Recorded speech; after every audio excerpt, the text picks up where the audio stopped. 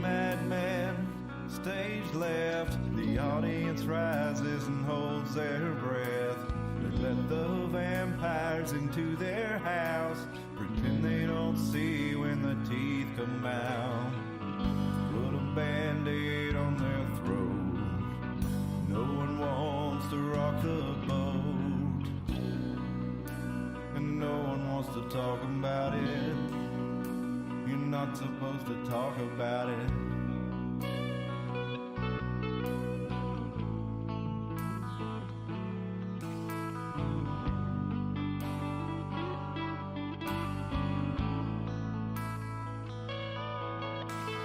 The curtain rises and the players come out. Webs of lies spinning from their mouths. Start looking, listen for a little while. Pay no attention to the men behind the curtain. Just look away when you see about it. Behind the curtain. Just look away when you see the blood spurting down to a steady drip. I promise to leave you a little bit. I'll be back for another drink tomorrow. I love the taste of your terror and your sorrow breathing in your blood. It's never enough. Program reality, double thing duality, root upon the face of all mankind. Our numbers up and the dead won't sign. Go along to get along. Hypnotized by the siren song. The flames are empty and the crypts are cracking open. The horde's upon you and you stand there frozen, waiting for the word. Stand in line and wait your turn. Don't follow the strings to find out who is pulling. Just drink your poison, keep on laughing and drooling, eating your own flesh. The master always knows what's best.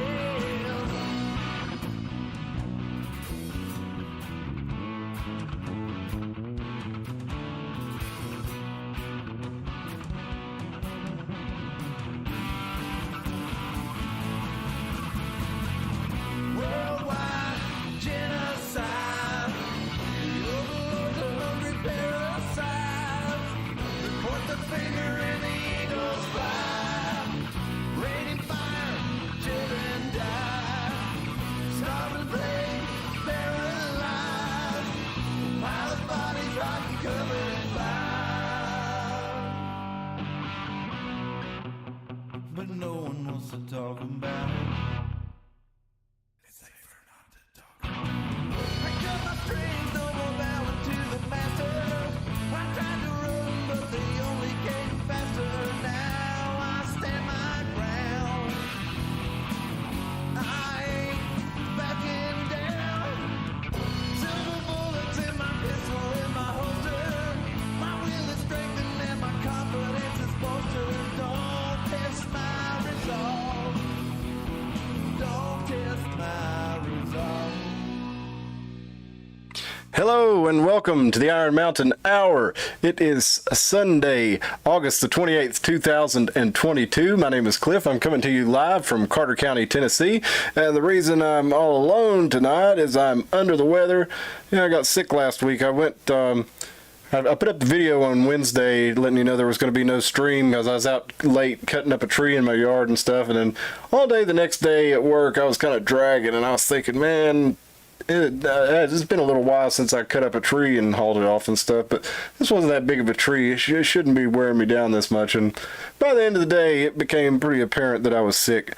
And man, I've had bone pain, like deep bone pain. I don't know if I got the Rona or the flu or whatever, but I didn't go to work the Friday. And laid around all day yesterday and today. Feeling a little bit better, but not quite up to par. So I'm going to do kind of a quick recap because we're almost at 1 year since we started the show. So I wanted to kind of go back to the beginning and kind of look at where we've been and, you know, where some of these stories have progressed to. So I appreciate you joining us tonight. Hopefully Tim and Dustin will be out there in the chat too. We got Buddy and Miss You and Dalton already up in here saying hello. Appreciate y'all being here. And y'all just give me your feedback on any of this stuff. I'm going to start you off in the green room. Hey, guess what? It is 30 years since Martin came out. That's right. The Adventures of Martin and Gina back in the day, if you remember watching them. Great show, hilarious sitcom. 30 years ago. Kind of crazy when you think about it, how time flies. That just came across my feed and I wanted to pop that up there. I saw this one last week. This is a meme that Elon Musk posted to Twitter. It says, please let me use the CERN Large Hadron Collider. I am normal and can be trusted with a demonic technology unlike anything the world has ever seen. Right.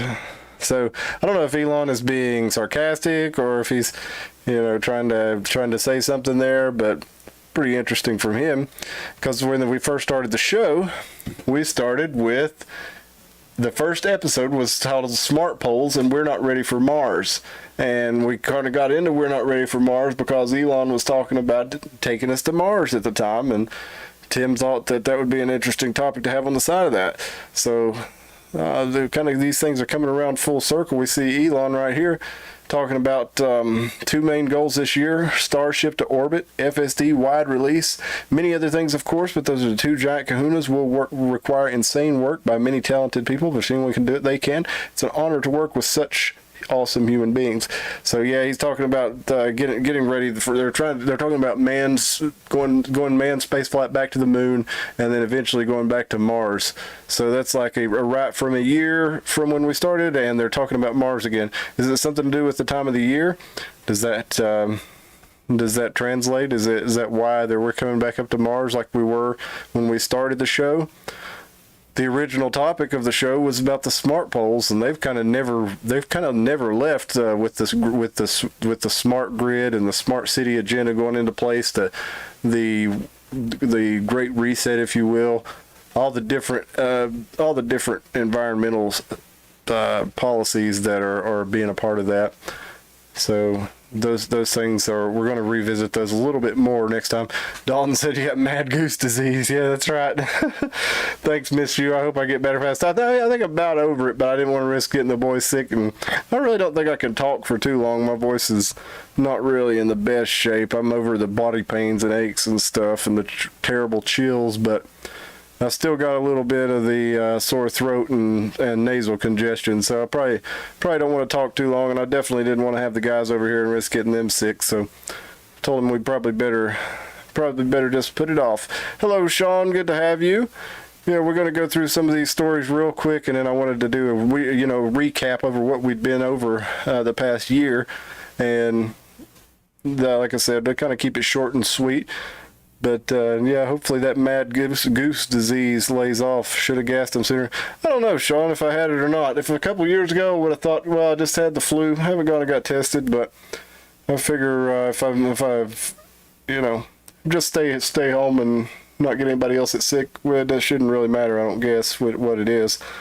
But yeah, if a couple years ago, if I'd been sick like this, I'd have said, man, I got the bad flu. So that's what it feels like to me. But let's see here. What else we got from Elon Musk?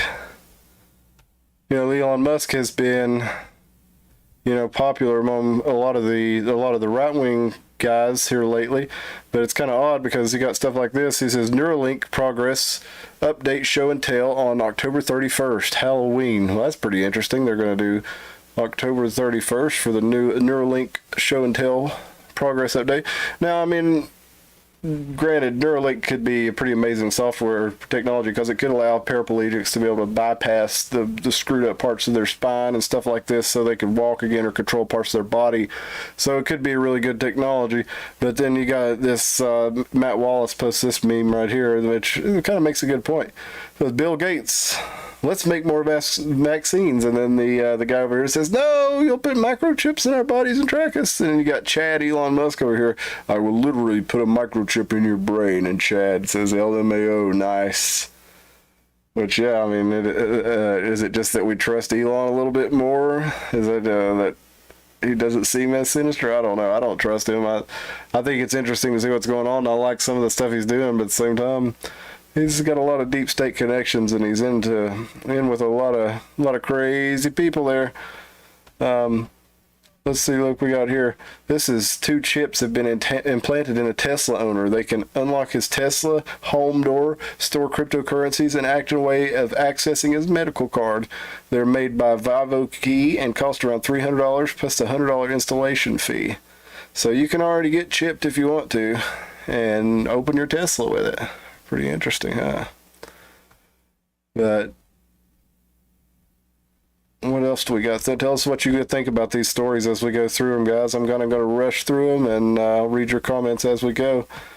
But here's more. Or no, this is from Pierre Corey. Dr. Pierre Corey, though. He puts this out, a certificate of achievement awarded to the unvaccinated for surviving the greatest psychological fear campaign in human history. I don't know if it's the greatest psychological fear. I mean, humanity's been through some pretty rough stuff, but it has been probably the greatest onslaught of worldwide propaganda in the history of human beings. I would say that's the case. Yeah. You ever seen anything more than get your vaccine, get your vaccine? I mean, I've never seen anything, a united front from all sides of the aisle like that.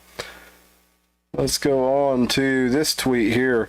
Now, this is a video of what's his name, Joe Bowman, I think is his name here, and he is after a UFC fight. Let's listen to him calling out Jimmy Kimmel here.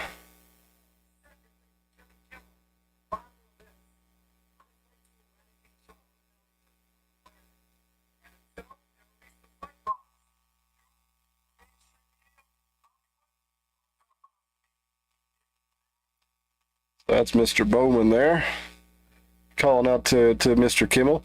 And it's kind of funny because, you know, like 5 years ago, or I guess it was 7 years ago now, Jimmy Kimmel did eat some bull penis on the Jimmy Kimmel show. So I guess you got your wish there, Mr. Bowman. And let's see, what else we got in the green room here? We got from The Guardian, Rise of the Sides, how Grindr finally recognized gay men who aren't tops or bottoms. So Tim, I guess all that time you've been spending on Grindr has paid off. Wherever you are out there tonight, Tim, I thought you might be in the chat. That might get your attention though.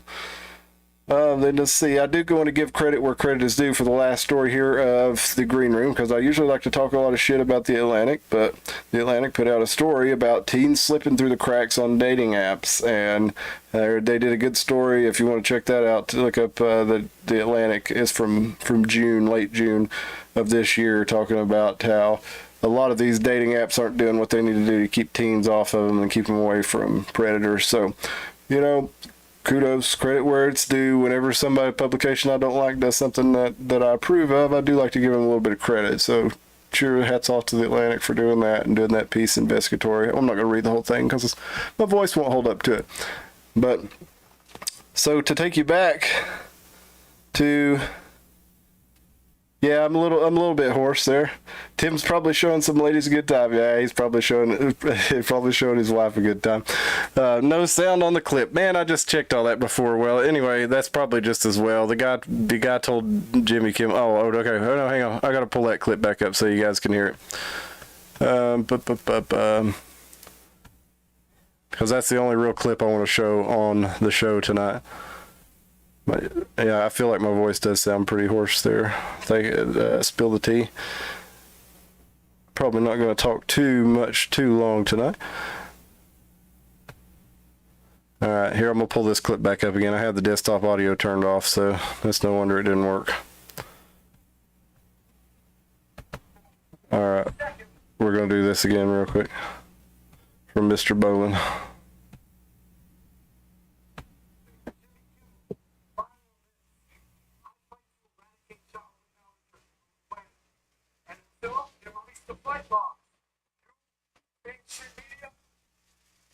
Just taking a break real quick so I don't get it pulled for copyright because it's been 10 seconds.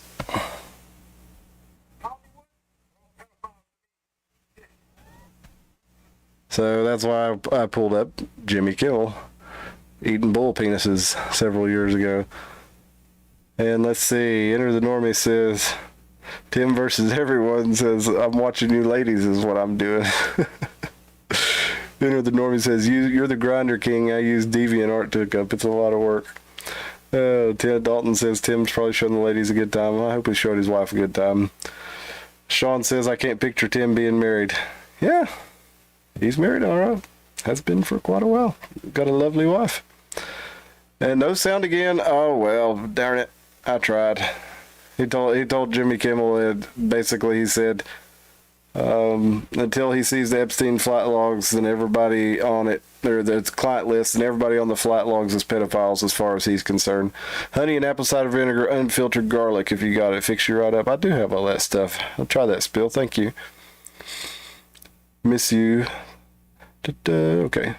All right. Now, getting on to the kind of the meat and potatoes of the episode, I wanted to go back and look at, we've done, it's in 2 more days, it'll be the 1 year anniversary from when we first started the show. And we've covered a lot of topics. We've done 50 named episodes or titled episodes, and we've done a lot of Wednesday night news and current events roundup shows too.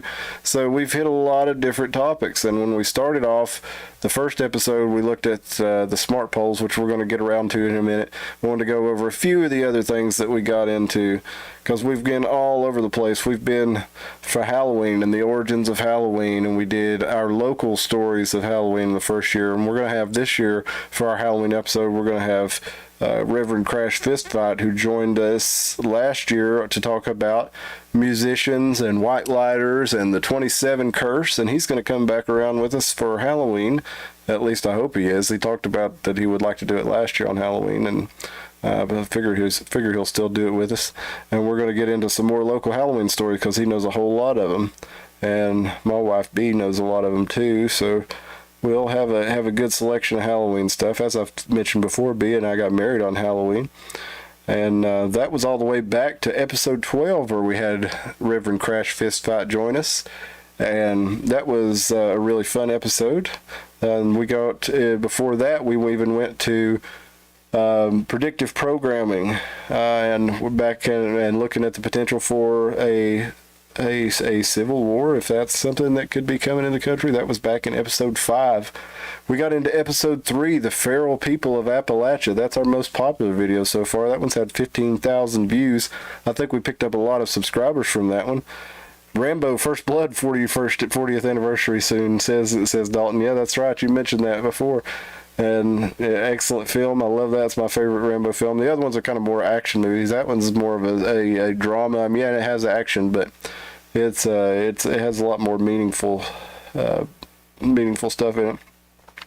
We went back when we looked at Mountain Dew in episode 7, the beverage of choice for the Tri-Cities, back all the way in the 40s when they brought that out and spread it. It was born in Tennessee, in our home area here.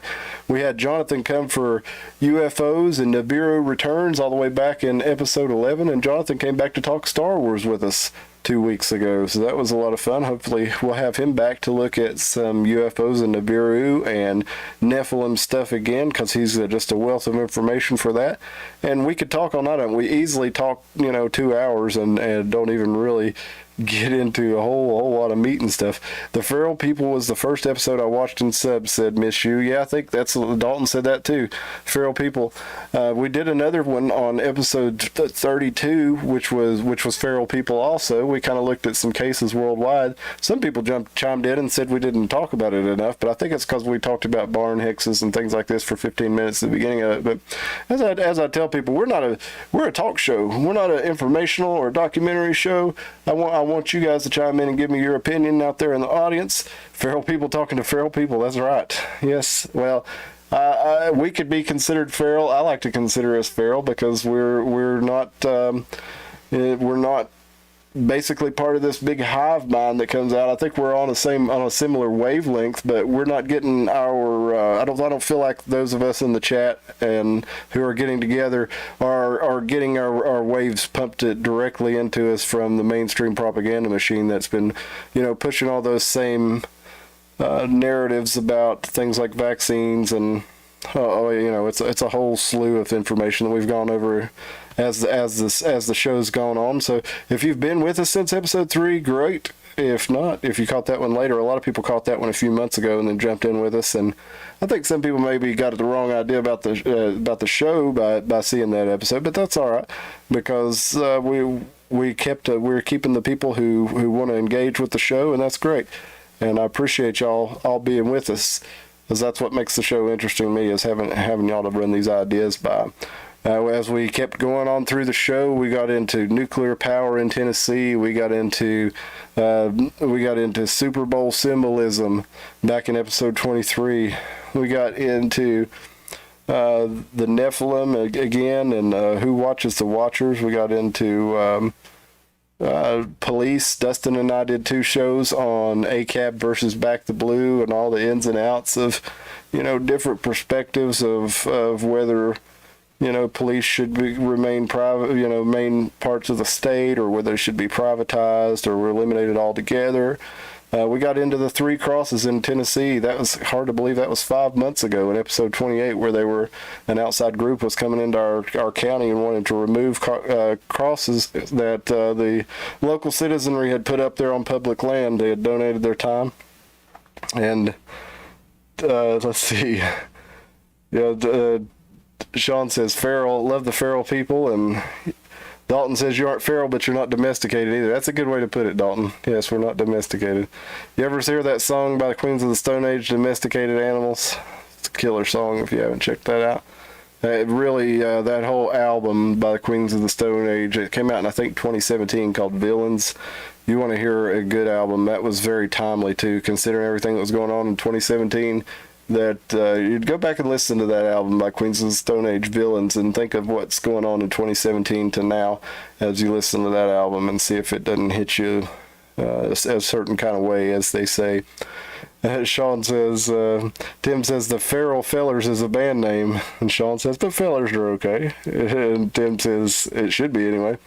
And Sean says it could be his side gig. He could easily pass for a Feral Feller. Yeah, he could. Tim comes off downright feral sometimes. He's got that feral hair and beard, and he's got that feral attitude. Tim does what he wants and what he feels, and that's great. He's like Dalton said, not domesticated. And as we got on to this a little bit farther into the show, we did a Sunday Gun Day, and we did Second Amendment and why it's important. We took a group of people from the show shooting and had a great time. We got a good range video, got Dustin shooting the lettuce head for the short. So that was a lot of fun there, and I'd like to do something like that again. And before it gets too cold this year, I do want to do a trash pickup. So if anybody local wants to get on that with us, Crow, Ray, any of you guys that came out with us to do the Sunday Gun Day, if y'all would like to go and do a trash pickup at the lake with us, we'd like to do that, or maybe up at the Watauga River on the trail here somewhere. It's a shame Watauga means beautiful water, and it's all covered in trash, and it's unfortunately, I think it's supposed to be the cleanest lake in Tennessee, which is really, piss poor. I hope we can do a lot better with it. You ready for snow already, Dalton? I'm not quite ready. I'm ready. I want to get the most out of my summer and fall before we get snow. I'm always excited about snow, but according to the Farmer's Almanac, Dalton, you may be getting your wish. We could be looking at an early and a cold and a snowy winter, if I understand that correctly from the Farmer's Almanac. As we went on a little bit further, we got back into, like I said, feral humans again, and we got into Tennessee wild men, and we talked with Wilbur Kilhunter about Appalachian cryptids. Wilbur was our guest. He's from Boone County, North Carolina, basically the home of the Mothman, and well, right near where the Mothman is, and the sheep squatch. We didn't get into the sheep squatch. I can't believe we didn't do that. But we missed a few of those, so we might have to have Wilbur back to talk about those. We talked about a lot of Bigfoot and stuff with Wilbur. We talked Appalachian mountain witches. We've talked Dolly Parton and Illuminati tramp stamps. We've talked the metaverse. We've talked who funds the media. Back in, this was one a little bit long ago. We talked in the dead of winter, media coordination in episode 17. And we also talked in episode 10. This was the one I was talking to Star Cruiser about a few weeks ago, from Gamergate to Metaverse, fake news Pfizer leads the way, where we went into who owns all these media companies and how you've got investments from companies like BlackRock and Vanguard and State Street that are, they own a big stake in Pfizer and all these media companies. So Dalton says, bring it on. And Random Gothic Kid that's Dustin, says, I still love that short. I do too. Let us pray. And I feel like that was a Dustin worthy pun there that I came up with. That the pun wrote itself. The lettuce was pray to Dustin. Tim says Wilbur is secretly the Wild Left Screamer. Hey, if you're in the area, Wilbur is putting on a show out there at the East Tennessee Distillery. They're having, I think it's next week, in the 4th maybe of September. Look it up for sure. But they're having Kentucky or Confederate Railroad and Kentucky Headhunters out there at the distillery. So if you want to go see a show of some wild ass boomer country bands, that'll be fun. Both of them there at the distillery. They usually have tastings and stuff like that on the site, and then of course you can buy some moonshine. Didn't realize you were a bit behind in the stream. Well, no, I'm all over the place, Dustin. So I'm just kind of bouncing around as we look back over the whole year. We did Knoxville World's Fair and the World's Fairs of like Chicago and how they covered up and burnt down the whole place, and after the World's Fair, they built the city in 2 years, and it was like this massive acres and acres of buildings. Even if they were sets, it seems like it would have taken longer than 2 years to build them, and then they tore them all down and burned them down. We talked about the state senator from Tennessee wanting to have a zero Hitler policy. That was a pretty good one.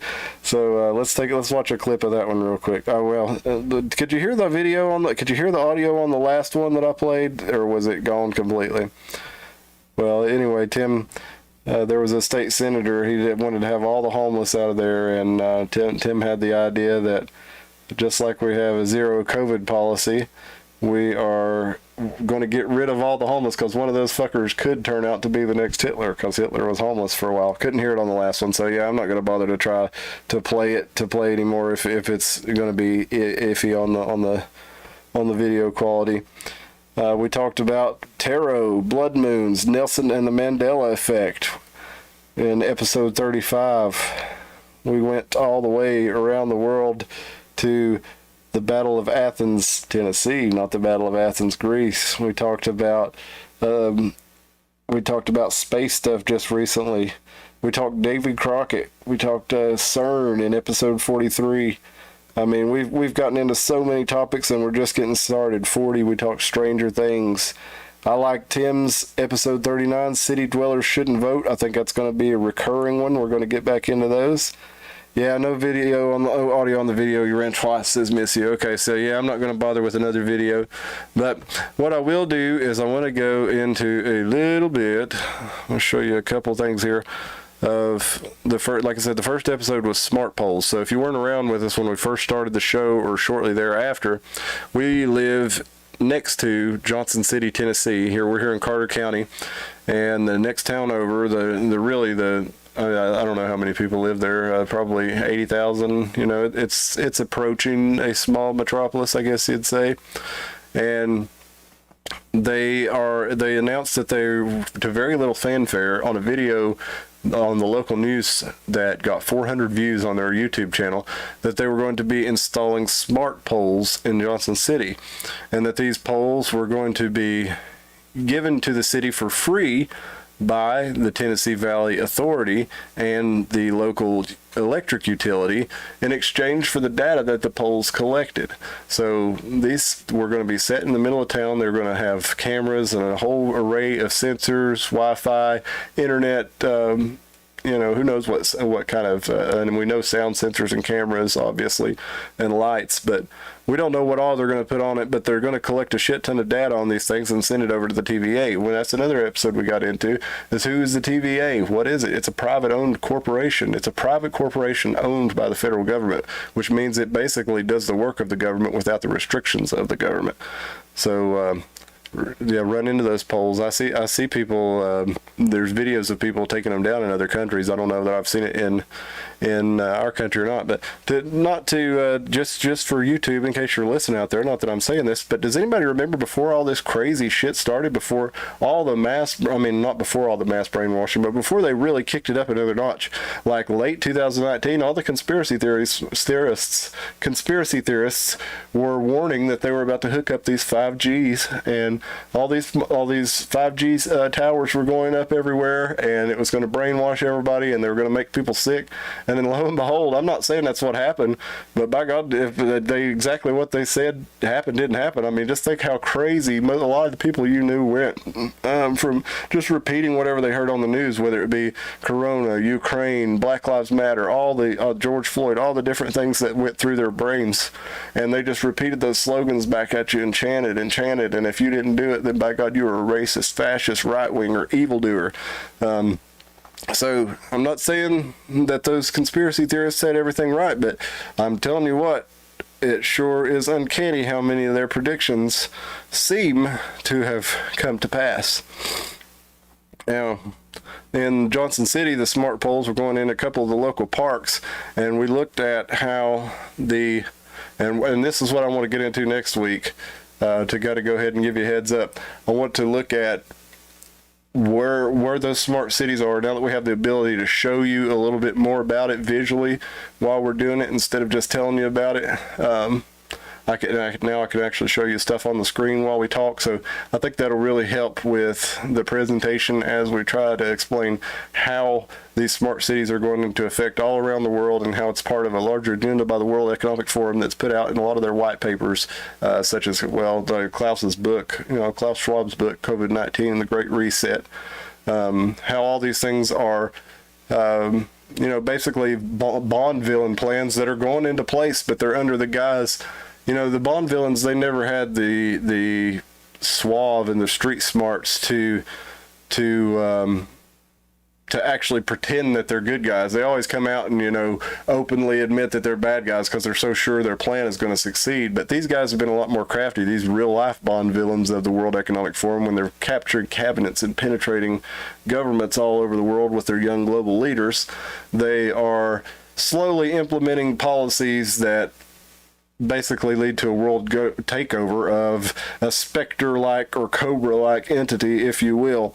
And we're going to go into how that works a little bit more. But I just wanted to recap some of the stuff we went on this year and tell you a little bit more about these smart poles. They are still going into place here in Johnson City, and they're coming to a town near you. They rewired all our electric meters with smart meters so that they can turn off your electricity at the dime, and that's what they're going to be doing in Europe this fall, because they have cut off all their access to electricity. Now their cost is going up so high, there are going to be blackouts, and they're telling you right now that you're not going to be able to set your thermostat so high. You're going to have public warming centers that you'll go visit if you're too cold in your home, and they're going to set your thermostat for you to keep you from setting it too high and using too much electricity. So that's what's coming everywhere where they're putting in these smart grids. That's why they're doing it. It's not to be more convenient to you or so you'll have some nifty goods.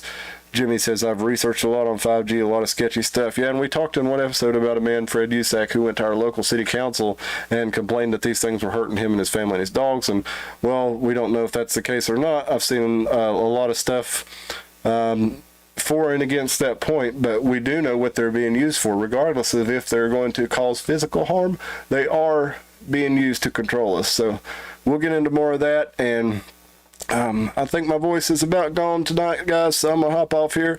But I appreciate y'all joining me. Share this show around, like it, give it, get your friends in here in the chat with us, and come back and see us next week when I'm feeling a little bit better. I can get a little bit more out of my voice before I have to shut it down. But I appreciate you guys, and look up the smart polls, look up the smart cities. We'll talk about it more next week. Thanks, y'all. Bye-bye.